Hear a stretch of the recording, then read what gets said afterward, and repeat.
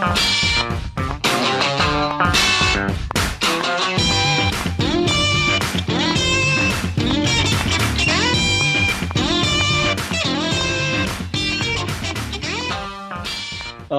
man, I get a big smile on my face every time I hear that song because it's time for another week of the Rec Poker Podcast. This is the Forums edition.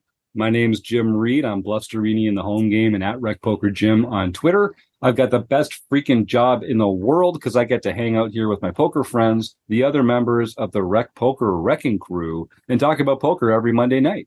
If you don't know what Rec Poker is about, we're a serious, fun-loving group of amateurs. We love coaching each other, studying together, playing together, winning together, commiserating when things don't go our way. We've got social events, and most of what we do here is free, so I'd encourage everyone to come and sign up for a free Rec Poker account. All it takes is an email address and a smile. And because so much of what we do here is free, I absolutely have to thank our sponsors, the amazing Running Aces Hotel, Racetrack, and Casino. And if you like the sound of that, I hope you're around on August 4th and 5th. It's right around the corner by the time you're hearing this, but we're going to be having another Rec Poker weekend at Running Aces at the start of August, so I hope folks can come and join us for that. Some of the folks that you might see are members of the Wrecking Crew, premium members at Rec Poker, community members, maybe some new friends, you never know. Some of the people you might not see, I don't know if the Wrecking Crew members tonight are going to make the trip. I'm talking about Eric Ginn and Rob Washam, but don't take my word for it. You're about to meet them right here on the air right now. My name is Eric Ginn. I am on Twitter as Rec Binkley. You'll find me in the PokerStars home game as COM Binkley, or you can see me posting on the forums as Binkley. And I'm Rob Washam, and you can find me as Rabman50 just about everywhere. And while these two are very close to the heart of Rec Poker, they're not geographically as close to Minnesota as some of our other members, so we might not catch them there in August. But I think we're going to be doing more of these Rec Poker road trips, whether it's down California way for you, Eric, or down in Arizona or Nevada for you, Rob.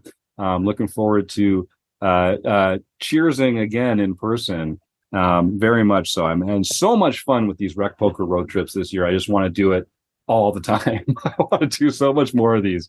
I feel like every time I sit down at a live poker table, I make two new friends. It's amazing. So we're going to try and do a lot more of this this year. So this is the Forums edition of the podcast. We're going to be talking about a strategy segment. This is coming from a hand I played in the Monster Stack of the WSOP this year in June of 2023. If you were listening to the Chats edition recently, you know, I learned from Rob Washam the best way to make notes here while you're playing. So I can tell you right off the top, this is level 3 of the Monster Stack, where the blinds are 200, 400 with a 400 ante. I opened from early position with King, Queen of Diamonds, and everyone folds but the big blind who calls. And what's your stack size? At this point, I would have been just about even, which was 50,000 starting chips for the Monster Stack. So quite deep, quite comfortable. And okay. I would think probably opening to, I didn't actually write down my open size, which was dumb. But I'm guessing it was 1,200. I'm guessing it was 1,200. I think when we're that deep, I was 3xing still would be my inclination. And what position were you in? I was in what Eric refers to as early position, which is one seat over from under the gun. Actually, EP. EP. I was in EP. Yeah. You know what? Okay. Stick around next week, folks. We're going to actually be talking to Eric about this very problem because position is confusing. There's are you shorthanded? Are you full ring? What is early position +1 to under the gun? Like there's lots of different ways to disambiguate. No, we could do better than that. To remove some ambiguity. Disambiguate? Yeah, no, we're going to keep it in because we don't like to do a lot of editing around. I'm not sure it is. But to remove some ambiguity from the conversation. So we're going to talk about that next week on the Forums edition, going through Eric's range position chart, which is really, really needed by the poker world. So I'm looking forward to that. Okay, then who called you? The big blind. Okay. Everyone else folded. So they've got a really wide range there. Even calling a 3x, closing the action, super deep. And I didn't know what to put them on at this point. but the flop comes King 8-3 rainbow. And I know there was one diamond and one club because it's relevant later. The big blind checks. I down bet to 800, and the villain calls. So I wasn't worried about draws on this board. It's really, really spaced out. There's no obvious straight draws. There's no flush draws. The turn in the river might have something to say about that, but at this point, I didn't feel like I needed to charge a lot. I think if they had a better king, I would have heard about it pre-flop. So I really felt like I was just trying to extract value from an 8 or from like a pair of 6s or something like that. And so I got the call, which is exactly what I wanted. The turn is the 9 of clubs, which brings the backdoor flush draw. So the board is now King 9-8-3, 2 clubs. The big blind checks again. I bet 2,000, which is still not that big, but bigger than before. And again, if he's got 2 clubs, he might have that some frequency of the time, but that wouldn't have been what got him to call on the flop. So, and I didn't get the sense that this player was so experienced they were going to be like calling with all their back doors and that kind of thing. So I really put them on a 1-pair hand, but probably some draws because I did bet pretty small on the flop. They call. The river is the queen of clubs, which is really interesting because it puts 3 clubs on the board. It also makes the straight if he had Jack 10. So now the 8-9 queen is on there. And it's also given me 2-pair. But honestly, I think that's completely irrelevant. Unless they happen to have a hand like 8-9 or 8 queen, I don't see that, being a point. I'm sort of top pair and 2-pair. I'm really, really more worried about them having like the sets or the straights or the flushes. So they check again. And this is the spot that I wanted to talk to you guys about. So we've bet 2 streets. The boards run out badly. There's a flush on the board. There's a straight on the board. We don't want to play like scared money here, but we want to get called by a worse hand if we value bet here. And the board's pretty scary for a lot of those hands as well. What do you guys do in a vacuum in a spot like this? Like, it's a bracelet event. You don't want to punt, but neither do they. Sometimes I find it's kind of hard to get thin value in spots like this because they don't want to give their chips away any more than you do. But we've got a pretty good hand. Eric, you've unmuted. What's your inclination on how to play this? I'd want to step back to the turn. What was your turn sizing? Your turn bet sizing? 2,000. Into a pot of? I think at that point it would have had to be 24. I think that's about half pot. It would have been about 4,000 at that point. Okay. I mean, I think you can actually go a little bit larger. Yeah. On the turn, but I mean, half pot's fine. I'd have probably gone about 3,000 there. Yeah, because any king's going to call, and right. You're crushing all kings. Yeah, and it is getting dry, so you do want to charge something for that. Yeah. So on the river with 2-pair, I definitely bet it. I think half pot would be good. So here's where, in theory, your bets in position should be at least half pot. Yes. Because you are opening the action, right? You could just check and realize your equity 100% of the time. So there is a risk that if he is trapping or, some kind of maniac bluffer, that you are opening the action. So you usually don't want to bet small in the position because the benefit, right, is he calls with a small bet, but there is a bigger risk because he could blow you off your hand or really hammer you with a big check raise. I think your hand is yeah, you beat all other 2-pair. Mm-hmm. You beat any king. Yeah, I'd bet half pot somewhere around there.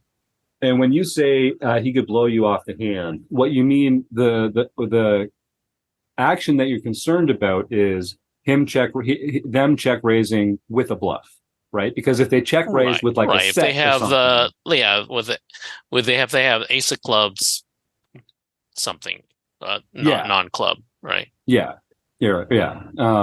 So that's what we're trying to avoid is getting check raised by a bluff. No, That's we're the not reason trying to why. avoid it, but that's the risk, right? Okay, when you bet small. when you're risking that, you need the benefit of your bet to be significant, right? You don't want to go 10th pot because that's to win 10th of a pot isn't worth that risk. You want the reward of that risk to be a good half pot bet. Yep. I like that. Rob, did you have something? What bluffs do you have? Yeah, right, good question. Because your bet sizes are based on your value and your bluffs, right? So if you're betting X amount, that means you have to have X amount of value, X amount of bluffs. So what are your bluffs here? Do you have any?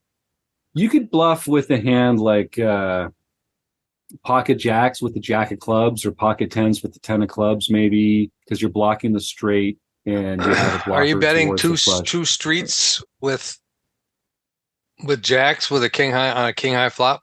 Right. Yeah. No, probably not. Not a lot. Yeah, you'd have to turn a pair into a bluff, right? Yeah. Yeah, that's right. So, and is this person even thinking in those terms? I don't know. Or is he just playing his 2 cards and I don't think this was a bad player, but I don't think they were so advanced that I wasn't really worried about, like I said on the flop, I wasn't really worried about them like calling with 2 backdoors as much. And I wasn't really worried about them turning something into a bluff here. It felt like a lot of the players at this table were sort of ABC players that wanted to get hands to showdown if they had showdown value. Okay, pretty much playing straight up then. Yeah, I would bet. I'd definitely bet. Yeah. Yeah, I think at least half pot. I don't, you could bet in that scenario, you could bet smaller. Because you're more likely to get a call with a smaller bet. And if you're very sure that they're never raising you without a better hand, then you're not afraid of being, check raised as a bluff. Mm-hmm. So that's why, that's why we're asking, what are your bluffs? What hands might he bluff? Does he have any bluffs? Or is he just pretty straightforward and just going to call with his 2-pair type hands or, whatever? In the moment, I think I decided that this player was not going to be bluffing enough. And so I did size down. I did make a thin value bet.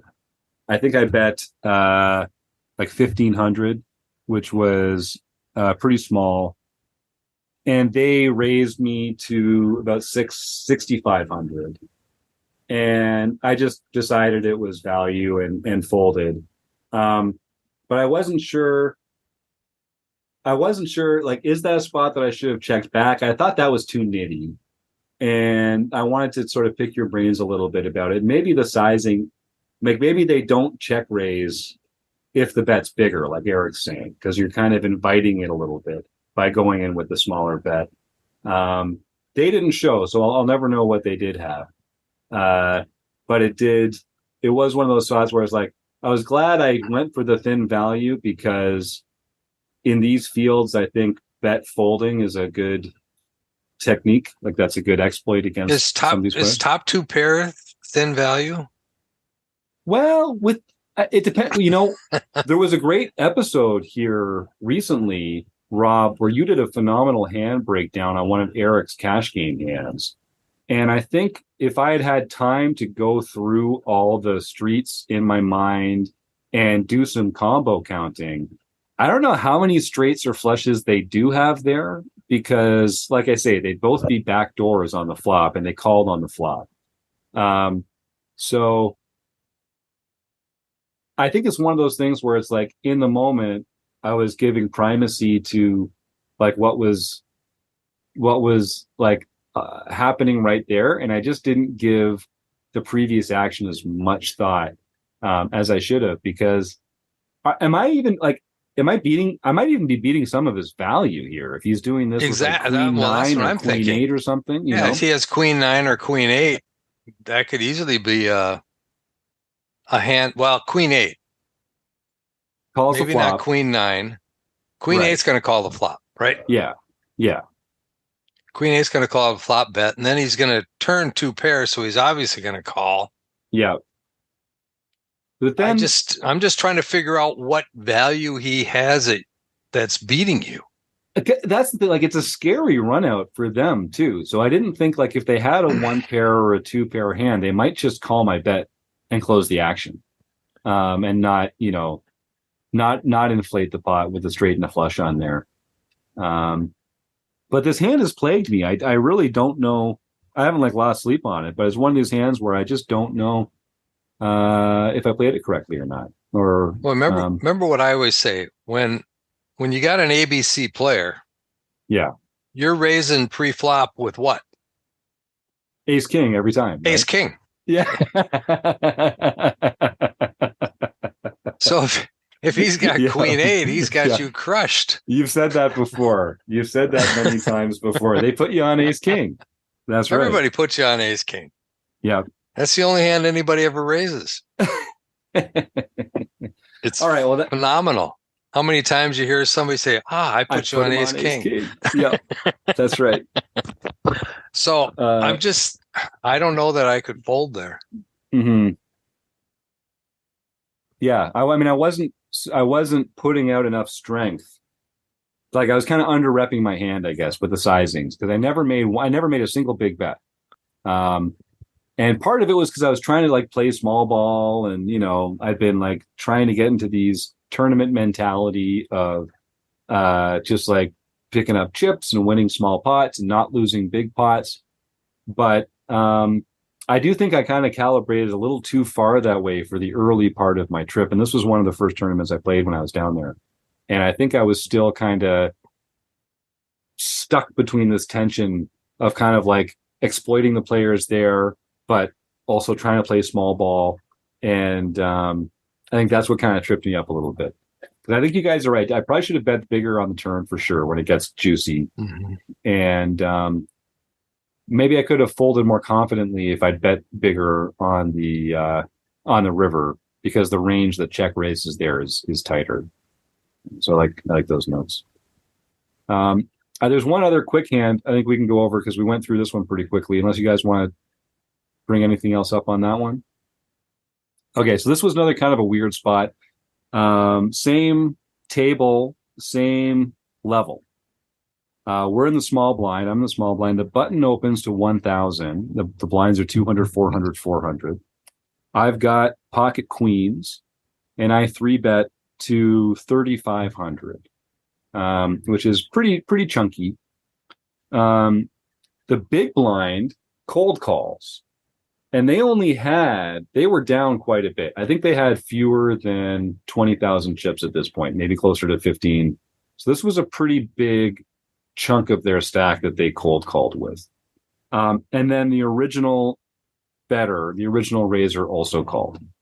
So they open, I make a big 3-bet, big blind calls, original raiser calls. So I think the size of my 3-bet kind of demonstrated that I had a pretty strong hand, or at least a pretty strong range of hands. The cold call from the big blind is the one that concerned me a lot. What do you guys think is the kind of range of hands that they're going to put in, let's say 20 to 25% of their stack when they see that 3-bet in front? What kind of hands are they going to be doing that with? Medium pairs. Yeah. Mhm. Like, so like from what to what? Sevens, eights, nines, tens. Yep. That's about what I thought Yep. as well. Maybe like ace queen suited, but really it's those medium pairs. I think that make up a lot of their range there. Too good to four bet as a bluff, not good enough to four bet as value. Basically set mining, at that point, which they don't really have the odds for, but that was my thinking as well. And then the original Razor, they're actually getting pretty good odds now. They get to play in position because I was in the small blind. So they're probably calling a little more widely than that. They're calling with their ace king that they opened with. Right, of course, it's got to be ace king. It's got to be. I put him on it. I put him on ace king. So we go to this flop three-handed. Here's the flop: Jack 9-8 two-tone. Oh. Now I'm first to act. I've got two red queens. The board is black. So it's club, spade, or spade, club. I don't remember which, but I don't have any piece of it. I do have the overpair, and I've got the gut shot to the straight.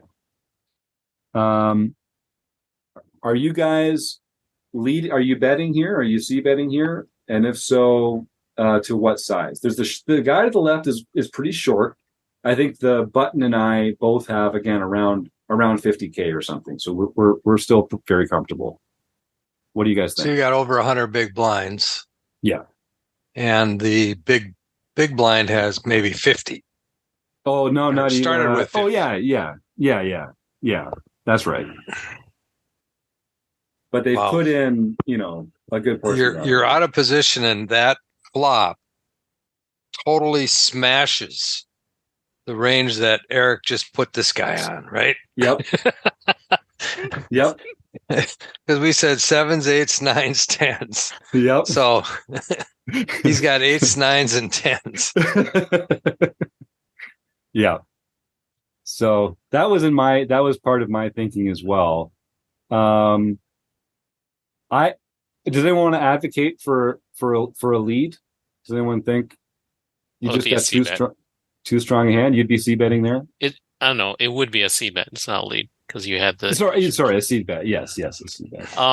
I'd either check or small bet. Yeah. Yep. Yeah. Out of position. Yeah.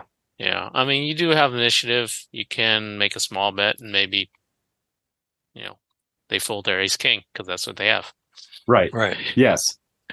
Or, I thought about that. Or the guy had sevens and now he's going to fold because there's three overcards. I did think about that, and I just thought a small bet isn't going to fold out any of the hands that I actually want them to fold out, and I decided to check because I felt like the bad event had already happened.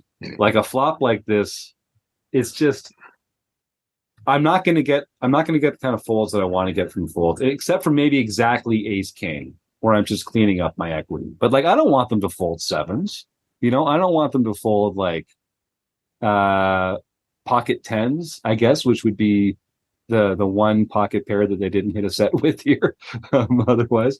So how comfortable do you feel if you check and then they bet?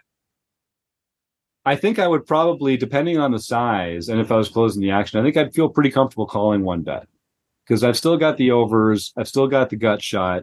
I feel like I can still realize some equity there. And so that was my small ball. Again, I'm thinking small ball is my theory. So I'm trying to size down, not lose the tournament, that kind of stuff, which isn't natural for me. My natural, because I play cash a lot, big ball is more my game of choice.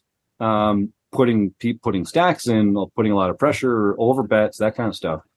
And so I did feel like I was kind of trying to fit a square peg into a round hole strategy wise, especially early in this trip where I like I say, I was still kind of getting used to the notion of it.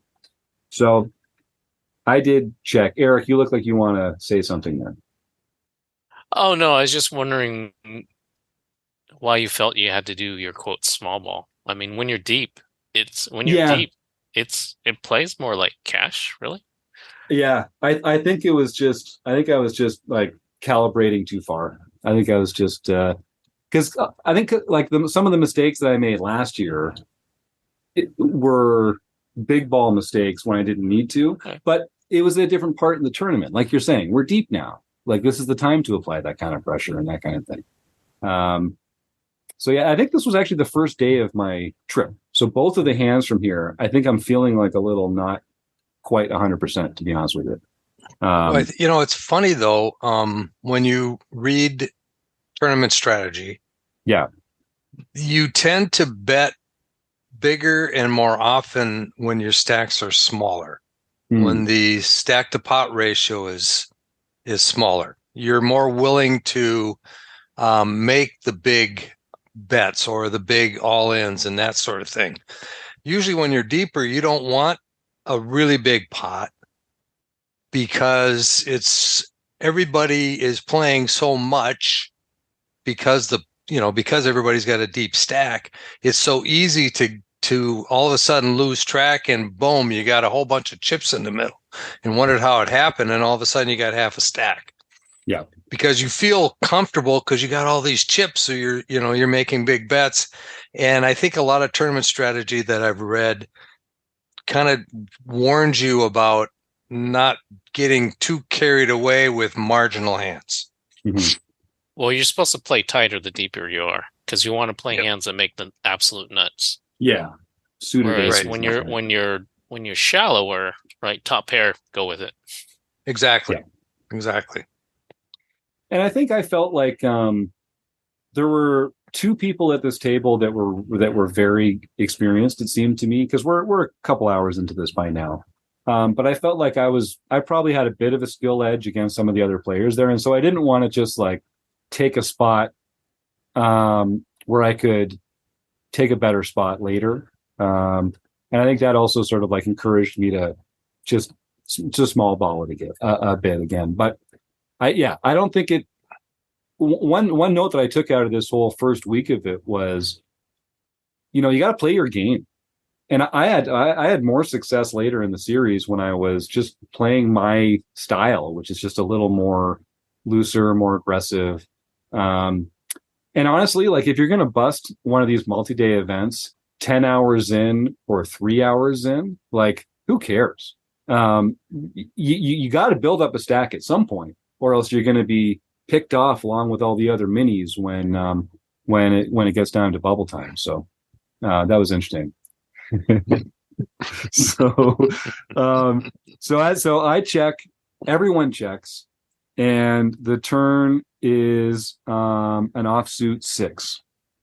So the flush doesn't come in. It goes check, and the player to my left bets half the remaining stack, which is about 2/3 of the pot at this point. The original raiser folds. And also, I want to point out how well this range hits that original raiser's range as well, how well that flop hits that original raiser's range as well. They've got a lot of, by the time they call that 3-bet, they've got a lot of those like middle cards, straight plus or draw, pair plus draw hands, that kind of stuff as well, 2-pair. So I thought it's very likely that like they could have 2-pair. I was pretty convinced, like Eric, that the big blind player often has a set here. Like I really did narrow their range to a lot of those medium pocket pairs. So they lead pretty large. Other player folds, and it's on me. I tank for a while. What do you guys do in this spot? Here, Rob, you're unmuted first. So you've got 2 red queens. The board's all black. Jack 9-8. 6 on the turn. What's the suit of 6? It was a diamond or a heart. It wasn't the flush draw, and it wasn't the back door. Okay, so we just put his 7s into an open-ended straight draw. Yep. Right? He's already got a set of 8s, a set of 9s. Could have pocket 10s, which are feeling a little better now after it went checked around on the flop. Yep. They're putting me on ace king now because I haven't c-bet. and I made a pretty big 3-bet pre-flop. So that's gonna. There Well, that's the isn't a thing. bit of an You've incentive definitely to actually do it. you've underrepresented your hand for sure. Yeah. With an overpair there. Well, what is he doing this with? Great question. First of all, what is he calling with? And we've kind of mentioned that to call a 3-bet, cold call a 3-bet from the big blind. For a lot of their usually chips. is usually a middle type of pair. Yeah. So best case scenario is they have 10s or 7s. If they have any of those other middle pairs, you're drawing pretty thin.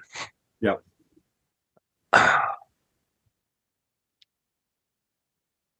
don't know. I don't know how I could fold this, but at the same time, if you look at what kind of range we're putting this guy on, you're behind right now. And if you're not behind hand to hand, he's definitely got a strong draw that you don't have. Yep. Yeah, if I'm behind, my outs are a queen or a 10, unless he has a 10, and then the queen's no good. But yeah, that was the way I was thinking about it. Eric? Do you think he's the type of player that would fire on a misdraw?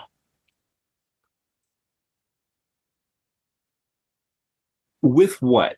Like, I don't know. I don't know for sure. Like, we open up for that when we check the turn for sure. But the misdraws are like pocket 10s. Because I don't think they're, or what, like ace 10 of clubs? Right, his 10s or 7s. So he'll bet his 10s, 7s if you call, and then he bricks the river. Is he checking and just showing his 7s or 10s, or is he just going for it? Yeah, good question. Good question. I didn't know. I couldn't make a judgment about that. I couldn't make it. But that's the thing you want to be thinking about, right? I mean, at that point, the river bet's going to be pretty small relative to the pot, because he put about half or like 40% of his chips in on the turn. So if it gets called, it's going to be a pretty small river bet relative to the pot.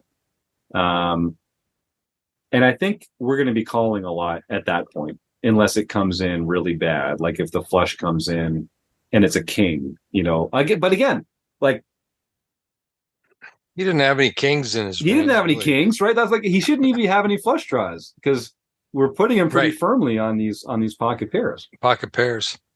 So, it kind of put me in the blender. Yeah, Eric. Yeah, I'd hate it, but I think a fold seems reasonable. I mean, the only money you put in was your 3-bet, right? Right. So sometimes we 3-bet and he could be sitting there with Jack 10 suited, Jack 10 hearts. Yep. Yeah, it could. We could give him like a couple of those if we feel like that's right in that calling range. It could be.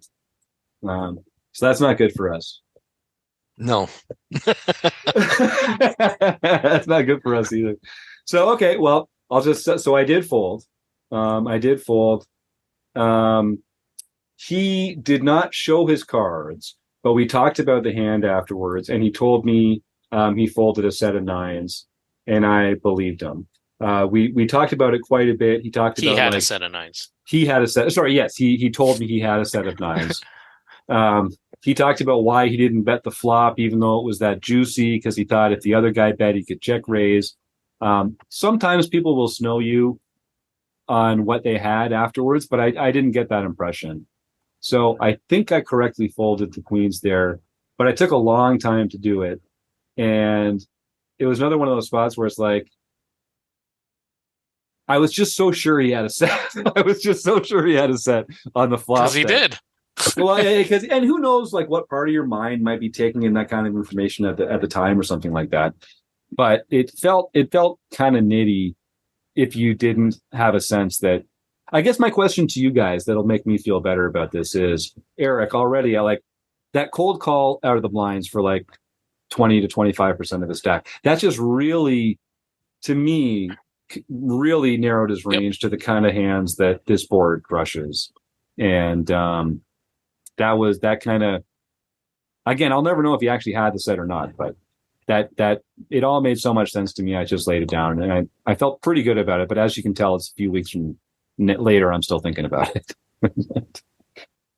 All right. Well, any other thoughts on that? Is there anything we can extrapolate from that? Any tips or thoughts that we can? So I was mentioning to you, like, do you think he'd be somebody to follow through with a bluff? I actually had an interesting hand where I had a button open and I 3-bet with queens, and it came ace high flop. I still bet, and I think the ace paired at some point. I bet, and then I just checked the river, and my thought was, my read of the player was he's not bluffing. Like he's not. Right. Even though it's kind of obvious I don't have an ace, he's not bluffing. And sure enough, he showed like king jack offsuit or something like that. And then he said after I won the hand, he goes, "Yeah, I knew you had like queens or jacks. I just knew that you had that." So he knew what I had, but he didn't pull. He wasn't the type of player. The trigger. Yeah. He couldn't pull the trigger, and that's why I was comfortable checking the river. I was like, if he bets, he has it. Yes, he's going to check behind most of the time, and I was right with that read. Yep, and I think that's especially true, like in tournaments like this, in the first few levels. Like, people don't want to bust.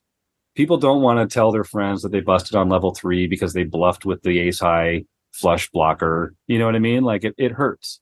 So there was a spot at this table where I'd turned pocket tens into a bluff on the very first hand of the tournament, because this guy just obviously had top pair, and the second card on the board paired, and it was just I didn't have it, but like monsters under the bed all day there to apply some pressure, and I just didn't feel like these players were going to get out of line enough for it to be worth it. So. Again, we'll never know. I believe you, Dave, who's living in Hawaii. I don't remember. I think you were from Jersey originally. But Dave from Hawaii, I hope you did have that set of nines, because I will sleep more soundly tonight if that was the case. But well, I think I think we said it too. I mean, both Eric and I, when you asked, well, what is he doing that with? It's that is just solidly in the middle of a range of hands that somebody in that spot would do that with. Yeah. There's very few other hands that I can imagine that somebody would cold call a 3-bet from the big blind. Yeah. And that was what saved me there, I think. So another good argument for sizing up those 3-bets, like it really does help to range players later in the hand. When I'm talking with like coaching clients, sometimes sizing is the thing that we talk about a lot, because it just makes easier decisions on future streets if you make people define their range more clearly with the size of your bets. So just goes to show. All right. Well, thanks, Eric and Rob. I really enjoyed that. I appreciate the feedback, because it makes me feel like I didn't screw up too bad. I had a fantastic time. Maybe we'll pull out a couple other hands for another Forums edition sometime soon. But in the meantime, I'm just going to thank the Running Aces Hotel, Racetrack, and Casino, Rob Washington, Eric Jin, and of course you, the listeners, for making all the magic happen. So thank you all so much, and we'll see you again next week. Bye-bye.